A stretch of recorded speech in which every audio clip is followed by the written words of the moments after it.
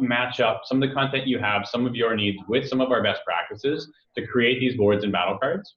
And then at that point, you're going to have a template that when you add a new company into Klue, actually, I'll show you what that looks like. When I go to the dashboard to see every company we're tracking in Klue, so we start off the battle card for Zendesk, one of our primary competitors. But you can see we've got these companies grouped into various groupings, completely customizable to your needs. But to add a new company in here, let's say you wanted to track Socrata is one of your competitors, right? That's correct. So I want to track Socrata. Oops. Scroll over there. All right, so we got to give Shane a little credit here for sure. Yeah. Because he clearly did his homework. You know, he knows their competitors, Yeah. which is amazing. And just being able to speak to that, you immediately just go, okay, this guy knows me, and he actually did his homework. Yeah, absolutely. Good job, Shane. I feel like we need to give Shane some, kudos where they're warranted because he does a really good job. Yeah. And, the thing is, that kind of thing, although it should be table stakes, I see it all the time that it's not.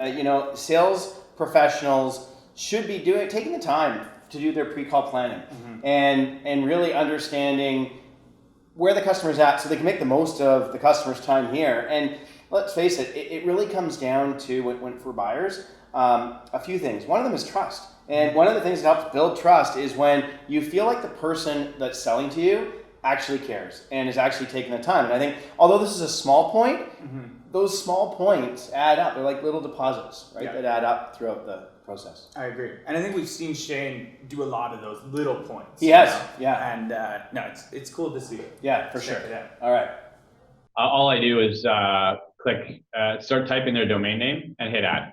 It's as easy as that to start tracking a competitor in here. So now Socrata is down here underneath the ungrouped companies. And it could take up to 48 hours for the data to start flowing through, but we'll come back in a little bit and I'll show you what we get very early on that. Yeah.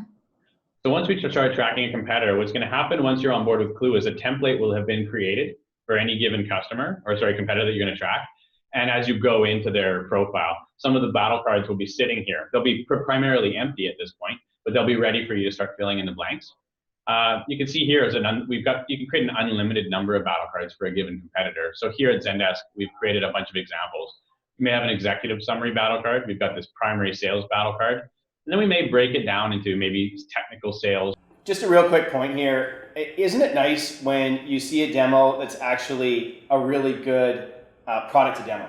Like, you know how often I'll see where the product might be really good or the solution might be really good, but it doesn't demo well. I mean, here, yeah, Shane's doing a great job, but Klue also has a system that has whiz bang to it, right? It's got some magic, and I love how Shane is leveraging that throughout the actual presentation. Yeah, totally. They clearly know the value that they bring, and he's doing a really good job articulating that. Yeah. Or maybe we've got outbound versus AE. Maybe there's some account management, customer success. Who's responsible for renewals at OpenGov? What do you mean by renewals? So when you onboard a customer, do you have they have like an annual contract or something like that? Yes. So our customer success team manages that. Yeah. Okay, right on. So we found actually increasingly, you probably support sales and product management, maybe and executives right now. Does customer success with the renewals, do they come reach out to you as well? They do. So I touch literally every single department, even like engineering and. Oh wow. Which is what makes it interesting and also challenging, because you have to think about so many different viewpoints whenever I'm putting together my messaging and curation. Absolutely. So this is where some of the real benefits to Klue come in. So one thing I just want to quickly call out. So these are great questions Shane's asking. I would have preferred if Shane asked these at the beginning, because then he could actually tie in this part right now to what he'd learned from Caitlin earlier on. Right. And that would kind of condense this whole presentation quite a bit. Yeah, I think so. You could focus on what's really important. Yeah, I think so. Yeah, let's see where he goes. Okay. You can create these unlimited number of battle cards. So here's an example of an executive summary battle card. I'll pull it into a different layout for a sec so it looks a little bit easier. So here we've got some strategic high-level stuff, key personnel, some general overview points, job postings, and operating metrics. These are actually, other than the key weaknesses and landmines delay cards, every card here you're seeing is actually an automated card. So as soon as we added Zendesk, we started tracking their key personnel, job postings, operating metrics, employee numbers, win-loss automatically, and we keep that data fresh and up to date for you automatically. So you never have to look at these cards again, or you never have to touch them. quick question I have to ask here. So Shane took the time to understand who the competitors were, Right. but Zendesk is not a competitor for OpenGov. So how much more powerful would this demo be if he was actually utilizing one of their competitors? Totally. Absolutely. And he even called out one of their competitors. Yeah, So yeah. I think that's a missed opportunity for sure. Yeah. So here's an example of a lens into Zendesk for your strategic thinkers in your organization. Very different than your primary battle card where you're talking about strengths and weaknesses. But both of these groups of cards are coming from Zendesk's board now. So I'll jump into their board. So this is all of the intel that we're tracking on a competitor, on this competitor, Zendesk. So we've got, for example, objections and pain points, weaknesses and strengths. All right, so I just wanted to pause really quickly here because I think this little section has really highlighted something. And it's this really big disconnect between the amount of talk time and the amount of listening time, Yeah. right? I think most of the benchmarks out there is you're actually supposed to be listening 80% of the time and talking 20% of the time. Right. Yeah. And this is probably flipped, right? He's doing 80, maybe even 90% of the talking. Yeah. And he needs to do more check-ins. He needs to get her more involved. And what are some ways that he can do that? What have you seen successful? You know, a quick tip for that, in my opinion, is always picture if you were in the room with the customer, how would you be interacting with them? Because I find that when you're on, behind a video, you kind of lose track of the fact that there's another person sitting there engaged and watching, and so you tend to actually do less check-ins. Okay. And so if you envision the fact that, okay, this person's there, and it just kind of prompts you a little bit. So, at the same time, I would give some kudos here to the fact that Shane's making it look easy.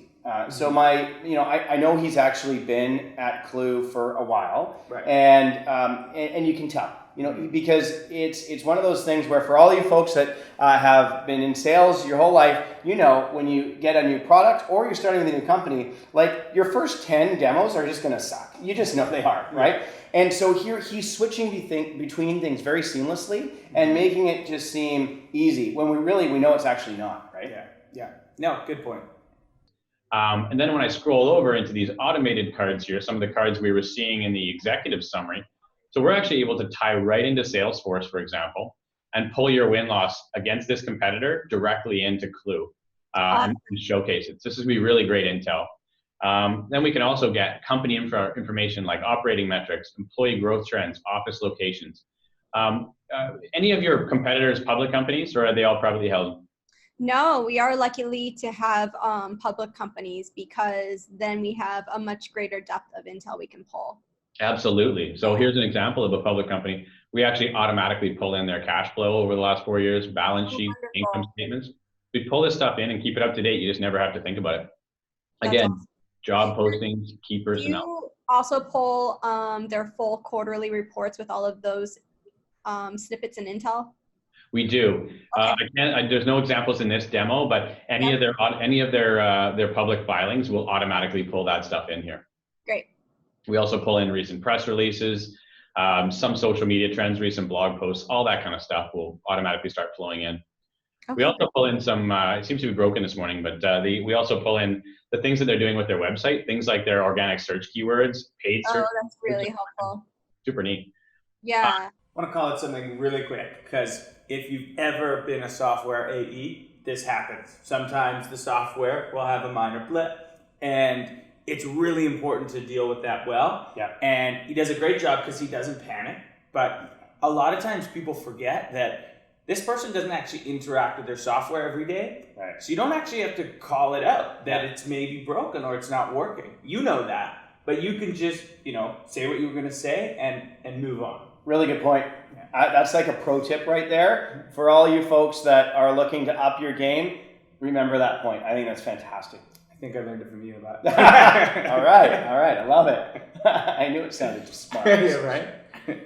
You can also embed content in any of these cards. So here's that slide deck I was using earlier. I've got that embedded right in here with links out to it. You can link content, video content, any of that kind of stuff.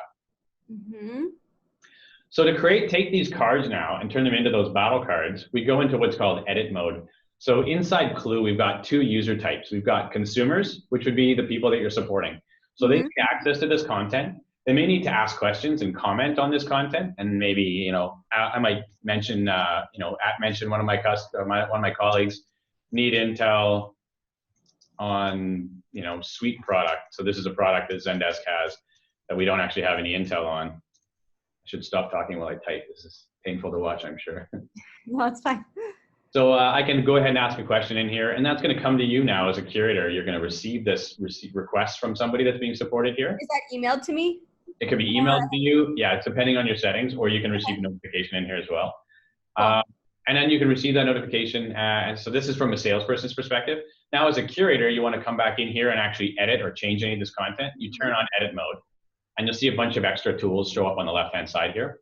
So now I'll see that list of battle cards, and I'll see which cards are make up that battle card. And I'll also see some other tools in here. So I'm going to go to this primary battle card, for example. Here's all these cards on here. And let's say I actually want to add a card now, because I just received that notification that, you know, I'm a curator. I received a notification that somebody wants intel on the Zendesk Suite product. We don't really have anything in here. To confirm that, I can do a quick search on here. Actually, I'll just search the board here, and I can search for Suite and hit enter, and it's actually going to go ahead and hide any. Oh, actually, I got to turn edit mode off, but it'll hide any of the cards. Oh, here we go.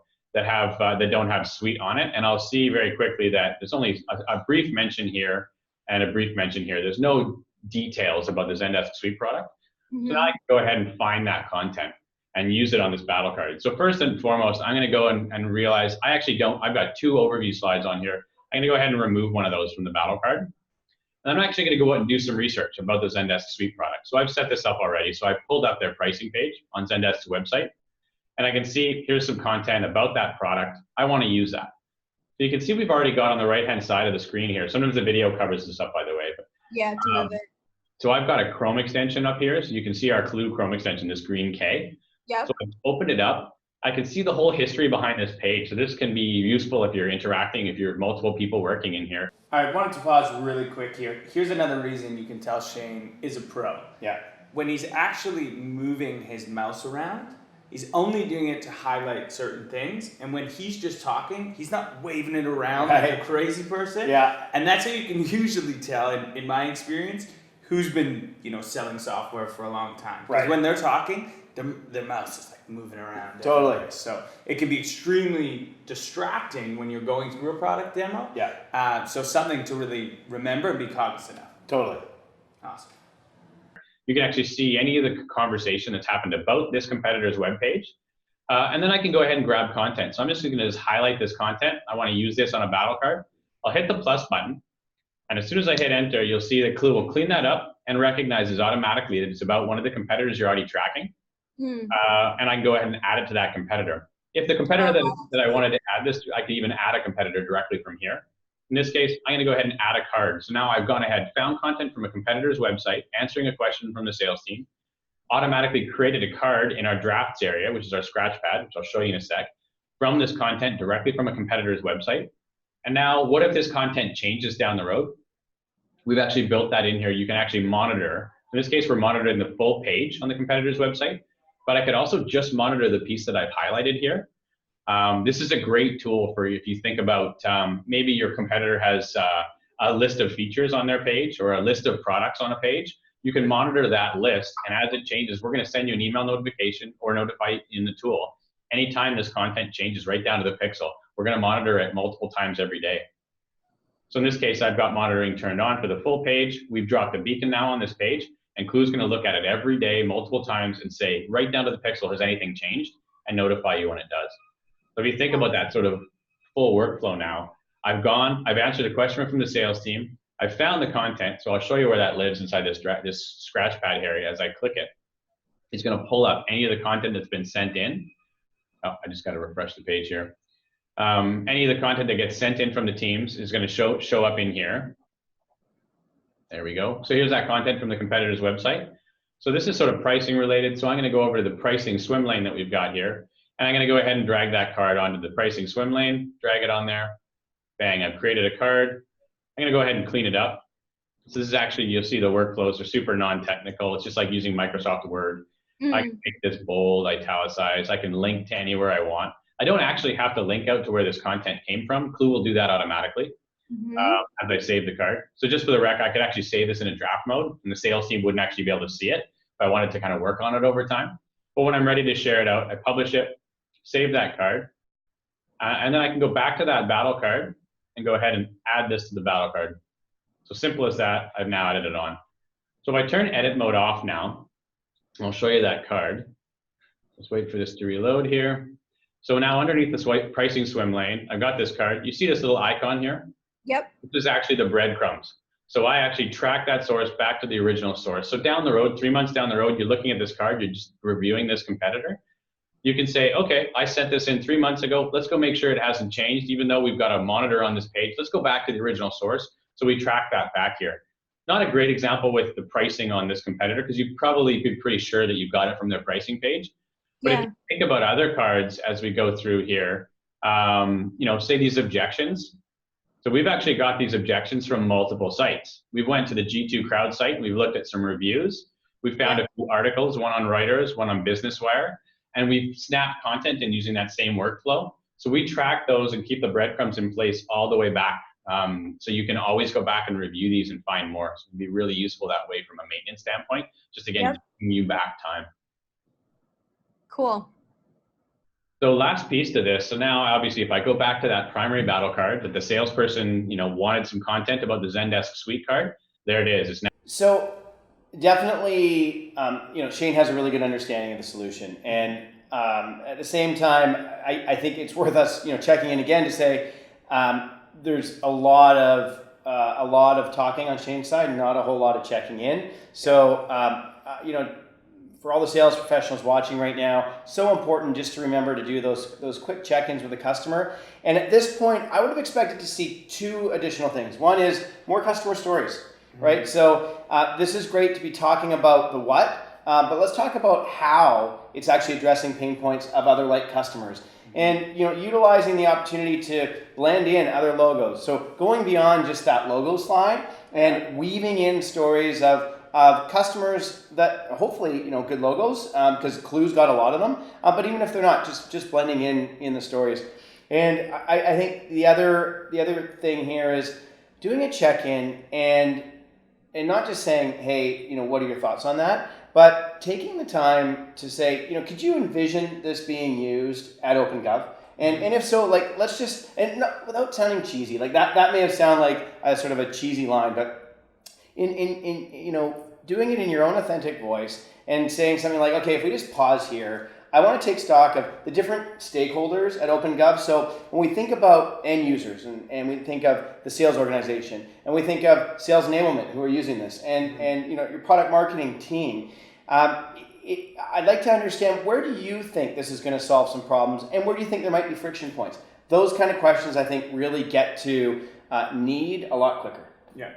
I agree, and keeps them more engaged, right? You're not checking your phone or going on email really quick. Right.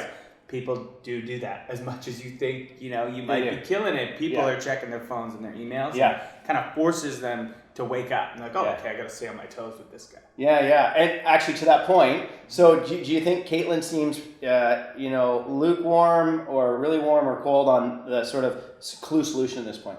I think pretty warm. I think she's engaged. I've noticed a few times she's looking down her phone a few times, I would say she's pretty engaged. But I guess we'll have to find out as we go. Okay, sounds good. Now up here, I can see who sent it in and when it was sent in. I can also see on this battle card itself that it was reviewed by my user 4 days ago. So I'm actually going to go ahead and review it again now. Again, I'm a curator, not a consumer, so a salesperson couldn't review this, but they can see that it was reviewed. So this really helps with the concept of trusting this data and knowing how fresh it is. That's good for credibility. Absolutely, and also for you on KPIs. Here you're going to see that Caitlin sent this content in 12 days ago, this content 4 months ago, this content 2 minutes ago. So it lets the team see how much work you're doing. I would assume your KPIs in your role are very challenging, right? How many deals do you affect, and how much you're doing a ton of work. You're supporting everybody in the company, but the company just thinks, they all probably live in their silo and assume that you're only supporting them. And they have and at the end of the day, they still have no idea what I do. I always get asked so what do you do here? And I'm like, oh my God. Absolutely. So this is a great way to share that intel out with the teams and let them know how much work you're actually doing. All right, so pausing quickly here. This was a huge win for Shane. And he did this amazing job at, up till now, we've been talking a lot about how we're going to solve the company's problems, right? A little bit about her problems, but now he's touching on very much how this is going to make her look like a badass in front of all her peers, right? And we're all human, we're all social creatures, so doing that, this was big. And now she's going to remember this and go back to her boss and be like, if I get this tool, I'm going to look awesome, which is huge. Absolutely. Yeah, for all of you challenger sales methodology folks out there, I mean, this is a fantastic job of understanding the specific customer's true key value drivers, right? Sure. Yeah, absolutely. Awesome. This is so much more thorough than a lot of your competitors, just so you know. Nailed it. That was kind of cheesy. Yeah, a little bit. Oh, great to hear. Yeah, which competitors have you seen so far? Yeah, this is much more thorough than. Great to hear. Yeah, I mean, we obviously come up against them a lot. I mentioned it. Okay, this should be interesting. She's bringing up the competition, and let's see. There's a million different directions that Shane could go with this. Let's see where he takes it. Now it's getting interesting. All right. All right. They're your biggest competitor. What's that? I said, I'm sure they're your biggest competitor. They are. We battle with them regularly. Yeah. It's interesting when they come up in deals, because we definitely approach that. I mean, I mentioned at the beginning, we approach this from solving the problems of the people that you support.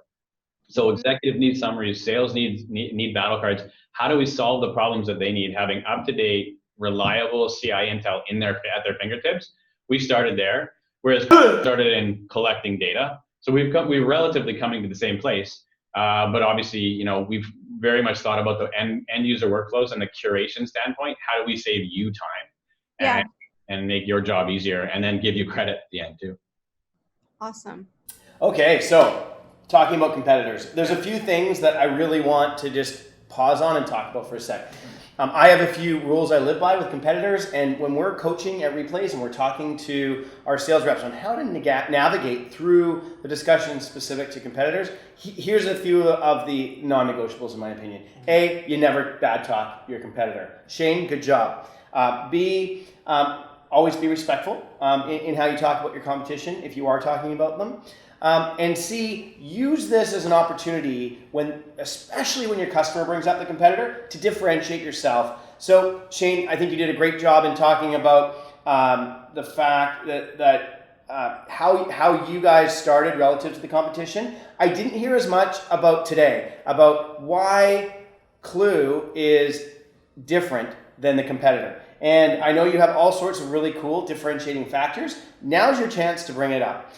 So I would just say, I can't emphasize this enough. This is one of these parts as a sales professional that unfortunately I see where people bash the competition, and that's where you're going to lose just probably respect from your customer. And it shouldn't be necessary to win a deal that way. Yeah, totally. You can't bash it. You lose every shred of credibility in my books as soon as you bad talk your competitor. I'll slightly disagree with you there on how he handled this. Yeah. I think that in my hypothesis is Shane has a few answers to that question, and he's pulling out the one that suits this particular use case. Okay. I think if he was talking to maybe a VP, maybe he would handle that different, but he made this very much about the end user. Right. And I actually really like that. Okay. She's now thinking, in her head, oh, this is made for me. Yeah. Whereas competitor B is, made for the big guy, kind of. Yeah. Which I liked. I respect your opinion, and it's okay for you to be wrong. So let's continue on here. I'm just joking, buddy. I'm joking. So I did want to show one more thing about the Chrome extension. So this Chrome extension is actually available to anybody inside the tool, inside the platform. So as a consumer, this is your use case. You want to monitor pages, you want to grab content and share it back in. But think about a salesperson. You're anywhere, you're sort of surfing the web, doing some research, and a phone call comes in. It's a contract you thought was going to close today, and they're doing their due diligence because their procurement team made them, and they started evaluating all your competitors, and they start coming back with all this ammunition from these eager beaver salespeople at Socrata and whatnot, saying, oh, we're cheaper than you, oh, we do this better than you, all these kinds of things. And the salesperson often isn't prepared for that call. So this can act as an SOS button. You pull up the Chrome extension, and now all of a sudden I can look up a competitor and look for that exact content. And I'm going to be, so that card we just created has automatically become searchable from anywhere for the sales team. Now I can find that content very quickly and easily. This search box is identical to that one inside the Chrome extension. So now I can actually go ahead and look for anything, for example. I can look up features and pull up relevant cards there. I can actually go ahead and actually do a search and compare, if I could type again, side by side, two of our competitors.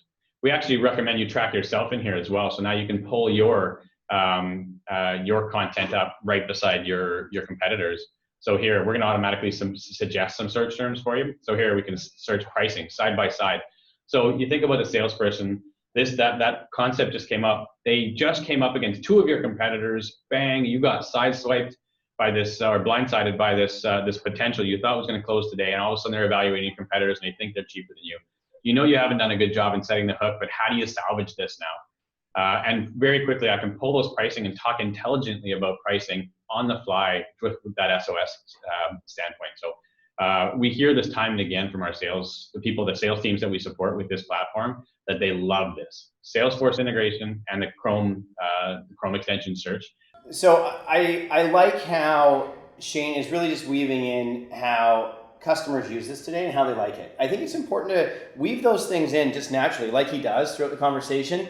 Because if you're a person that is getting this demo for the first time, you're wanting to know what does resonate today with other customers. Right. And it also can create a little bit of FOMO, right? It's like, hey, wait, my competition's doing that? Like maybe that's something I should be looking at as well. Yeah, I agree. Anytime you can speak in customer stories, that's a big one. Yeah. Sure. Are their two favorite ways to get at content quickly. So then is the app similar to that, where it's just the search feature and pulls up the cards? Absolutely. So the app itself started primarily for rolling out the battle cards so that they were easily accessible to the field workers. And since then, we've gone a lot further and to make it, one, an ability to be able to do the search and find content, but also to be able to share content back in. Mm-hmm. Just taking a picture or sending in a proposal, any of that kind of thing, even finding an article when you're on the train ride into work and sharing that back into Klue. So we showed how you can save a page back into Klue, but let's say you're out, you're doing a search for Zendesk news. You're reading an article about a competitor and this comes up and you wanted to share this back in. Same workflow, you simply hit the Chrome extension and automatically Klue is going to grab that article and get it ready for your team. So we've talked primarily so far about content, but not news. So Klue you can actually go ahead and share an article back in. So this article is going to be about Zendesk, and it's automatically going to get shared back in with Zendesk inside their feed. So when I go into the boards now, we talked before, there's really two types of content in here. There's this long living stuff, the battle cards and boards and searchable content, but then there's also news, what's happening in the industry. So we're going to pull news in, automatically filter it for you and get it ready for you. And then you can easily share it out with the teams inside here. You can comment on it, create a conversation. What does this news actually mean to the sales team, to anyone else inside here? Really, really user-friendly kind of method there. Awesome. So I'll show you quickly that monitored pages piece. So when we were monitoring that competitor, Zendesk here, if I pop them open, I can now scroll down quickly to the pricing page that we're monitoring. And here I can see, so obviously this page can monitor your competitors, but it can actually monitor anything. So for a common use case, monitor the G2 crowd reviews page for your competitor. Mm-hmm. Even just monitor the number of reviews, just monitor that little snippet. And we're gonna let you know every time there's a new review on that competitor. Cool. Super user friendly. Actually, we're working on building that automatically into the workflow so that you can easily track G2 crowd reviews and they'll flow right in here. I was looking at a beta of it last week. So what we see inside here is a screen grab side by side, but that's often not enough to see what's actually changed on the page. So we've built in a text mode that lets you see exactly what content was removed and what content was added. And of course, I can see the whole history of that page and go back through time and see what was added and what was removed. So this can be a great feature to, one, stay on top of things like pricing, but also to know, what your competitors are doing when they're rolling out new features. Monitor their release notes, monitor their API endpoints if they have an API, things like that. And you're going to get signals about what that competitor is doing. can let you, it can sort of help you fine tune your spidey senses about what a competitor is doing, and lets you then craft that message and stay ahead of the game. We've seen product marketers discover things like, let's say a competitor yours primarily focuses on smaller cities, municipalities, but they don't really focus on the metropolitan areas and the big cities. Let's say they start to. You're going to start to see that messaging change before they even release those, and all of a sudden you can be that rock star that walks into an executive meeting and says, "Hey, just so you know, guys, we're seeing messaging change all over our competitors' website. It really looks like they're starting to focus on metropolitan areas and into bigger spaces. I think we should be aware of this." Oh, and by the way, in the news, I saw that they just did a big fundraise, or they just did they just pulled in 20 million in funding last month as well. You have that kind of rock star knowledge in an executive meeting, and again. All right, good job there, Shane. I think that was really good. How you took Caitlin down the path of, hey, what would this look like in your organization? Helping her imagine a post-Klue implementation. I think that's exactly what you want to be doing. Yeah, absolutely. Improving your value of the work that you're doing just works in spades. Cool. So one other thing I wanted to show you, are you sending out a newsletter at all, or does anyone on competitive intel right now? Yeah, so it's a monthly email to the company. Nice. What's that look like? How do you do that? What's your sort of workflows on that? So right now, everything is gathered in disparate spreadsheets, and you can imagine what a pain that is in terms of making sure that everything is up to date and I'm looking at the correct one. And then I aggregate everything from the month, develop the insights and the narrative. And I love this whole part here, because he's getting her to explain all her pain in her own words. Yep. Walking through her day to day and basically saying how shitty these activities are, which is awesome, because that's just going to reiterate why she needs this. Yeah, I agree. Do you think he should have covered that at the beginning, though? Yeah, ideally you cover that as much as humanly possible. Yeah. It's kind of driving that pain home, yeah. And that's what you got to be doing all the way throughout. Yeah, for sure. And I'm sure he's quite intentionally waited to this point to ask these specific discovery questions. It's a line of thinking for sure. Again, I disagree with that line of thinking. I think it's important to have all your discovery questions ready to go pretty much right up front. So when you get to the stage in the presentation, you say, how you'd mentioned that when it comes to a digest or a newsletter, this is what you're doing right now. Well, here's where ours fits in, right? As opposed to, we're almost 34 minutes in, and we're finding out now what their organization is doing for a newsletter or a digest. Totally. Agreed. Could have been ongoing throughout. Yeah, sure. Yeah. Around those insights, and then I put it into an email for the company. Right on. Okay, no, that's. I mean, that workflow is very similar to how we do things in Klue. But I want to show you we've got an Intel Digest tool that's basically a newsletter. Cool. So it can actually push directly out to Slack and also out to the email digest. So let me show you sort of that workflow. We start off here with the news. So I've got to assume at some level, Caitlin's wondering, what's this going to mean for my workload? I mean, she already said earlier on in the discussion that she is doing multiple different jobs, wearing multiple different hats. Mm-hmm. And so if in this context, competitive intelligence lands in her arena, she's got to be asking herself, is Klue going to save me time? Is it going to streamline things? So I love how Shane just said, hey, you know what you just described there is actually still in line with the workflow that we're doing with Klue. Yeah. I agree, because no one wants to, have this huge upheaval in how they're already working, right? They just want their unique challenge and problem they're having to be solved in the easiest way possible. So if I don't have to learn new systems, it's just making my current system easier. That's music to my ears as a buyer. Totally. Awesome. So this is where Klue's gone out and looked at millions of different news sources and pulled that stuff in. But very different to a lot of our competitors. We don't show you everything. There's just too much noise out there. So we actually pull it all the way through some search queries that we create with you at the beginning. So here's that competitor again, Zendesk. Here's what we care about Zendesk. Again, this is a public company. We don't care about stock splits and recommended buy and all the news that we see out there. That stuff's pretty irrelevant. What we care about is hiring, job posting, talent, and headcount, integrations and apps, and acquisition information. Mm-hmm. So this is the first place we start. We look at millions of news articles, we pull them through, and then we're going to only surface the stuff that meets these search criteria. Mm-hmm. At that point, we're going to remove all the duplicates. So you can see here, we got 294 articles about Zendesk that are relevant. this is over about 3 months.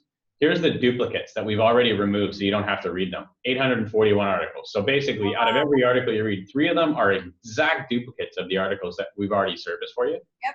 So if you really want to look at them, we'll let you see them. But otherwise, we let you focus on the stuff that you're going to care about. Mm-hmm. At this point, we've already run these articles now through these machine learning natural language processing algorithms. And we're going to show you any similar items that are sort of about the same, not the identical articles, but sort of in the same genre. And we're going to show you here articles you've already shared out, and then articles that are down below that you haven't shared out yet. This can give you some sense of motivation, some sort of sense of, momentum, I should say. And you can see that these articles aren't necessarily tagged about the same competitor, but they're sort of about the same market or the same topic. Give you that kind of an idea. Mm-hmm. I can take these articles now. All right, so I find this part really interesting, the last little bit, because I think the potential buyer here is almost getting okay, let's speed this up a little bit. Maybe she's thinking about her next meeting and she's doing quick answers. And she's doing more head nods. Right. And when you're selling, that can throw you off a little bit. Yeah. And I don't know if you noticed this, but it seems like his cadence is really speeding up. He's starting to talk faster. And you can't let people throw you off, and you need to maintain that calm demeanor at all times. Curious if you caught that at all. I did, yeah. So I agree. For me, it comes down, so I agree you need to maintain your composure and your cadence. At the same time, you need to cater to your customer's sort of natural personality type, right? Mm-hmm. And for all those folks out there that have done disc profiling, Scott, I know you're very familiar with it. That's where that comes in. It's like reading, is the person on the other end a D in the disc profile where it's like, hey, you just need to be quick, be right, and get out? Mm-hmm. Or is it someone that's more relational and you actually need to take more time? And so completely agree with you that it's A, important to read that they're doing that, and B, not necessarily respond in kind. Right. At the same time, if it is somebody that's going to really want to move on with the show, pick up on that cue and move on. Yeah, totally. And for me, that's not necessarily, and I agree with you, but that's not necessarily speeding up. I think a better way to handle that, in my opinion, is asking, is everything I'm still showing you relevant to your business, right? And maybe you can skip a little bit, but I think talking really fast just makes everyone feel a little uncomfortable. Yeah, no, I totally agree. Yeah. Awesome. Let's see if he kind of catches himself doing it. Yeah, I feel like we're agreeing too much, though. We should probably try and disagree more.